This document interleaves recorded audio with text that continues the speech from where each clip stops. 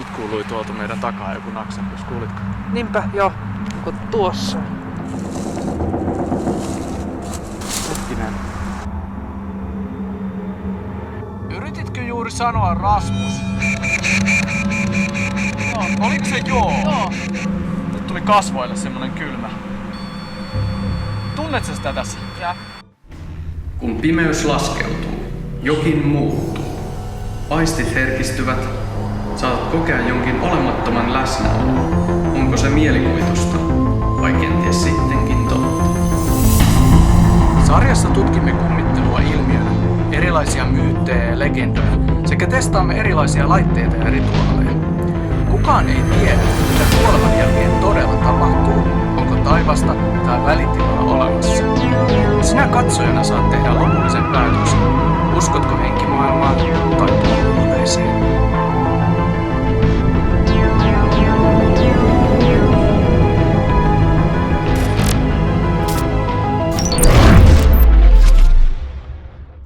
Hei, minä olen Rasmus ja tässä on Anastasia. Moi. Olemme tulleet tutkimaan Hyvinkäällä sijaitsevaa Surujen puistoa. Paikalla on Suomen sisällissodan aikaan 1918 teloitettu 147 punaista. Ruumiit haudattiin tälle samalle paikalle, mutta ne jäivät niin pinnalle, että joidenkin raajat jäivät näkyviin. Tästä kauheasta yksityiskohdasta inspiroituneena paikalle on rakennettu muistomerkki, joka esittää maasta kohoavaa kättä. Sittemmin ruumiit on siirretty puolen matkan hautausmaalle 1939. Aloitetaan tutkimus ilman laitteita, eli käytetään pelkästään omia aisteja hyödyksi. Katsellaan ja kuunnellaan ympäristöä ja katsotaan, havainnoidaanko mitään. Lähdetään nyt kävelemään kohti Surujen puistoa.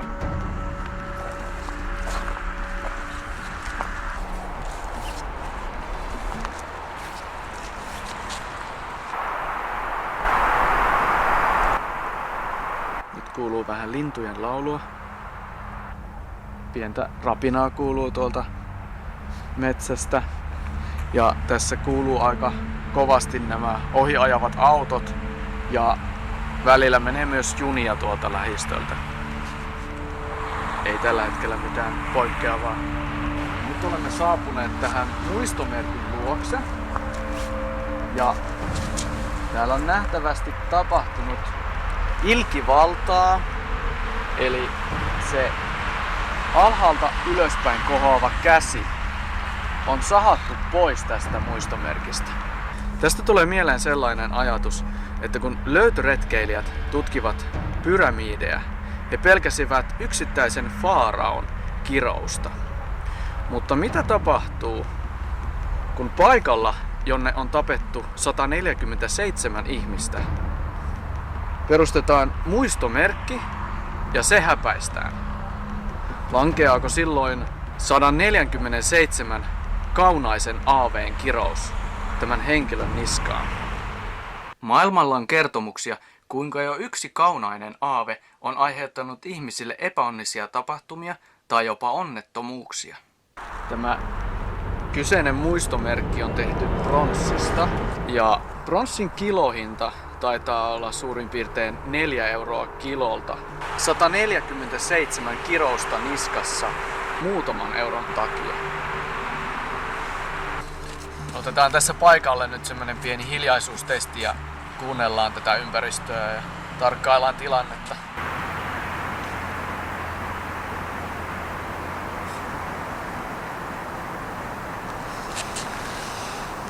Vaikuttaa aika hiljaiselta, mutta tässä on semmonen pieni tunne, että ihan kun meitä tarkkailtaisiin tai meidän ympärillä olisi jotakin.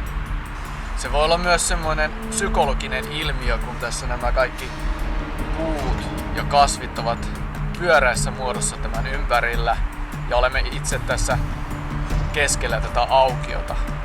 Että se voi olla ihan vain semmoinen normaali aistimus.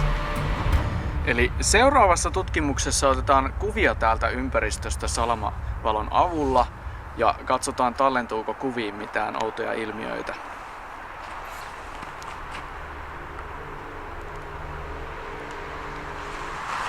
Nyt kuului tuolta meidän takaa joku naksahdus, kuulitko? Niinpä, joo. Onko tuossa? Joo. Mä otan muutaman kuvan nyt tänne suurin piirtein samoihin suuntiin.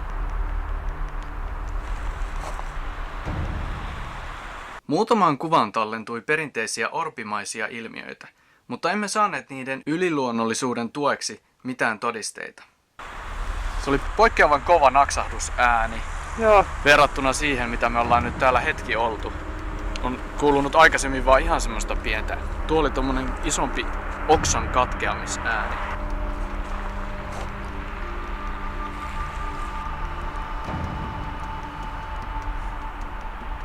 Kuvat vaikuttavat vähän tavallista sameammilta. En tiedä, onko linssissä puurua vai mistä se johtuu. Todella hämärä metsä ja paljain silmin on vaikea nähdä mitään. Eli äsken kun otin tuossa kuvia, niin kuvaaja kuuli siellä samassa paikassa, missä se naksahdus kuuluu, niin kuului jo outo kviik-ääni. Eli käydään vielä kävelemässä vaikka tuon aidan taakse ja käydään oikeasti paikan päällä katsomassa tilannetta. Mikä ääni tuo oli? En tiedä. Kuulit semmosen Joo. todella omituinen ääni. Onko täällä paikalla joku meidän kanssamme? Hetkinen. Otetaan täältä vielä kuvaa. Luulin nähneeni tai aistineeni metsässä jotain, mutta vasta jälkikäteen huomasin, että ensimmäiseen kuvaan paikasta tallentui usvamainen hahmo. Ollaan hetki hiljaa ja kuunnellaan. Nyt ei kuulu mitään. Nämä epämääräiset raksahdukset ja ulinat jäivät mysteeriksi, koska emme löytäneet niille mitään selitystä paikan päältä. Otamme hetken päästä semmoisen makuutestin tai makuuhaasteen, mutta ennen sitä haluan kuvata tällä lämpökameralla tämän ympäristön, niin nähdään vähän, että miltä tämä niin kuin normaalissa tilanteessa näyttää. Että voidaan sitten käyttää sitä pienenä vertailukohtana. Eli aloitetaan nyt tämä lämpökamerakartoitus. Laitetaan lämpökameran kuva päälle. Eli tämä polku näyttää lämpimämmältä ja pensaat näyttävät vähän kylmemmiltä. Tuo aita näyttää kylmältä. Samoin penkin päällynen, koska siinä on lunta. Muistomerkki on myös vähän kylmempi. Täällä on tämmöisiä kiviä maassa, jotka ovat kylmiä. Kuvataan tällä lämpökameralla myös tuonne aidan taakse, missä kuultiin niitä outoja ääniä. Jos siellä on joku eläin, niin se näkyy tosi hyvin tässä lämpökamerassa.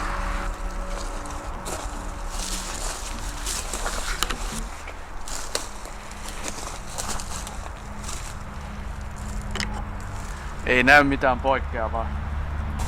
Joo, ei mitään erikoista lämpökameran kuvassa. Eli nyt tehdään tässä semmonen pieni makuutesti. Eli mä käyn tähän pitkälleni selälleen maahan. Yritän rentouttaa kehoni ja mieleni. Ja katson, aistinko minun ympärillä mitään. Elikkä mä käyn tähän pitkälleni maahan. Ja olen tässä nyt jonkun aikaa rentoutuneena ja katsotaan, tapahtuuko mitään.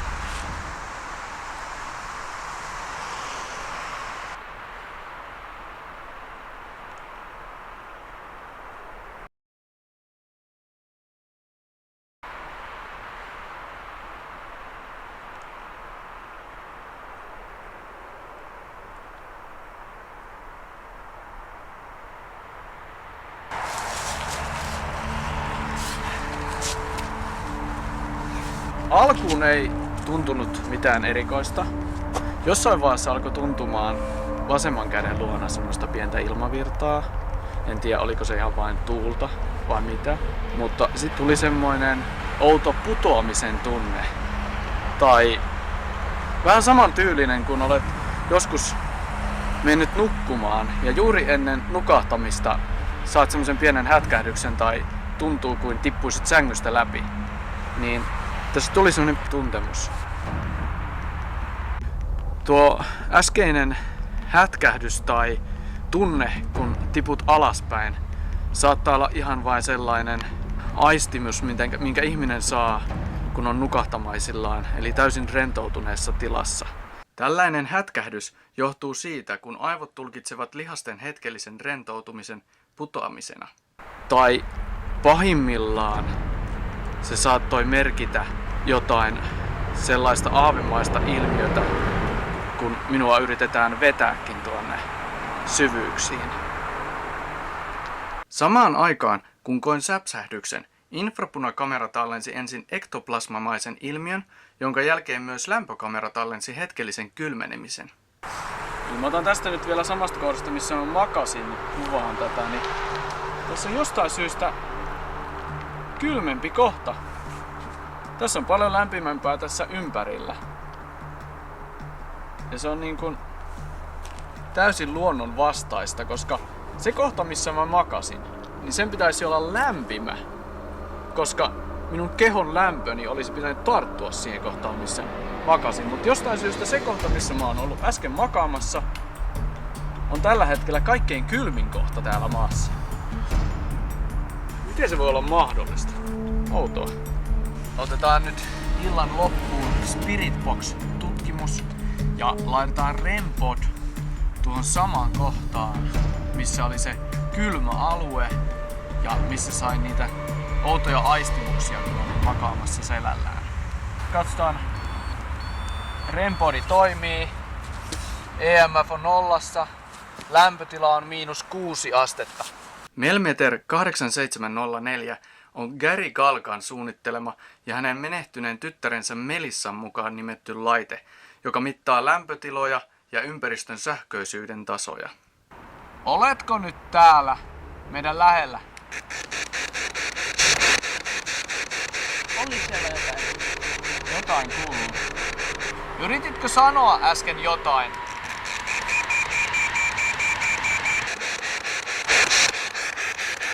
Uskotaan, että henkiolennot voivat manipuloida taajuuksia ja näin ollen kommunikoida kanssamme Costboxin avulla. Ei vielä mitään vastauksia. Voisitko jatkaa näitä numeroita? 1, 2...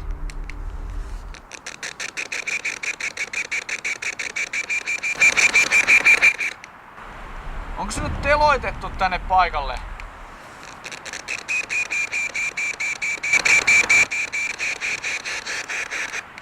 Olitko sinä yksi teloittajista?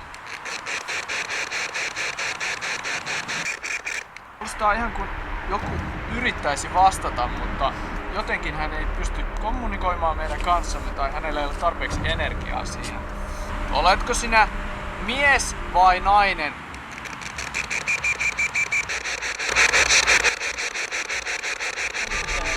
Jotain pieniä ääniä kuuluu, mutta emme saa selvää. Eli tänne paikalle teloitetuista muutama oli myös naispuolinen. Suurin osa oli miehiä. Voisitko sanoa jommankumman meidän nimen?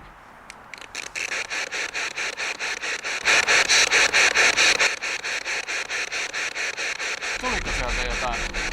Jotain. Yrititkö juuri sanoa Rasmus?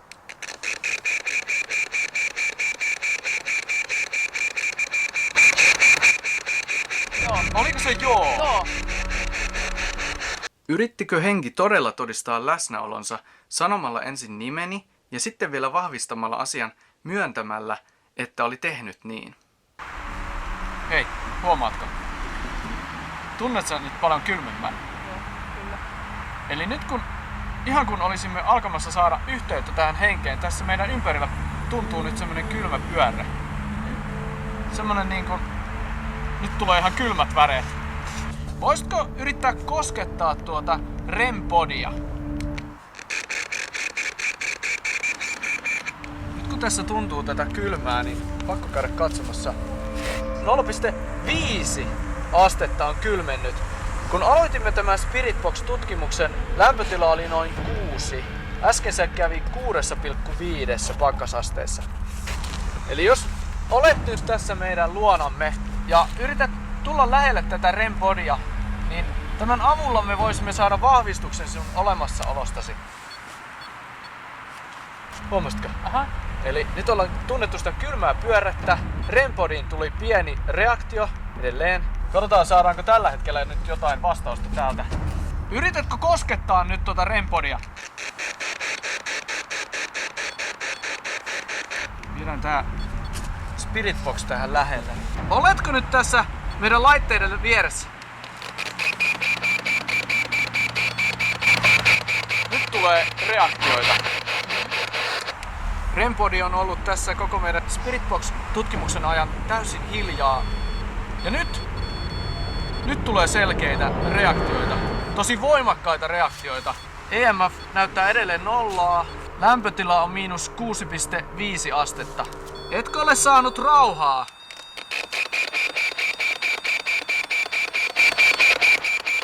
REM-podi on mennyt ihan sekaisin, katso. EMF on nollassa, mutta tuo REM-podi, joka luo magneettisen kentän tuohon ympärille, niin se havaitsee, jos siinä jotain liikkuu siinä lähellä. Ja nyt se on reagoinut jo pitkän aikaa. Eli nyt jos täällä on joku henkiolento, niin olemme aistineet tätä kylmyyttä. Ja nyt toi REM-podikin havaitsee oikeasti jotakin. Olitko sinä Suomen sisällissodassa?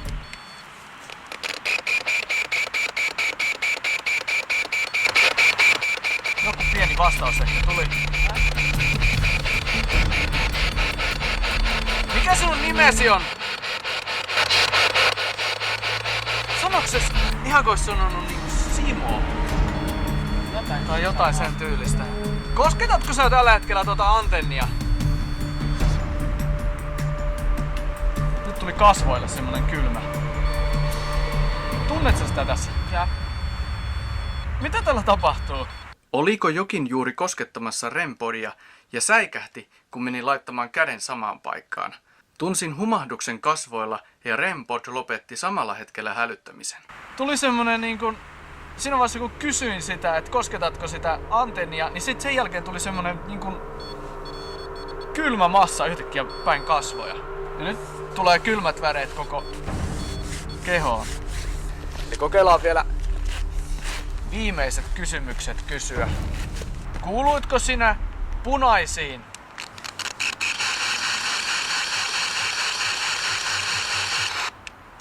Vai olitko valkoisten puolella?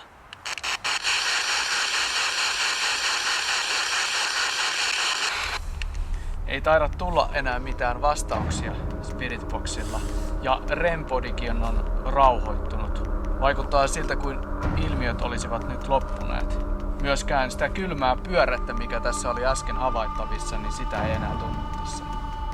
Nyt tuntuu lämpötila tasaiselta. Ei tunnu mitään kylmiä ilmamassoja. EMF on edelleen nollassa. Voisimme päättää tämän illan tutkimuksen tähän. Eli ollaan nyt tehty tutkimus tällä paikalla. Ja alkuun paikka vaikutti aika rauhalliselta ja ei vaikuttanut olevan mitään kummallista. Ensimmäiset aistimukset oli ne, että ihan niin kuin tässä meidän ympärillä olisi jotakin tai meitä tarkkailtaisiin. Me kuultiin niitä muutamia outoja ääniä tuolta metsästä, jotain outoa vinkumista ja muutamia naksahduksia. Lämpökamerassa ei nähty mitään kummempaa.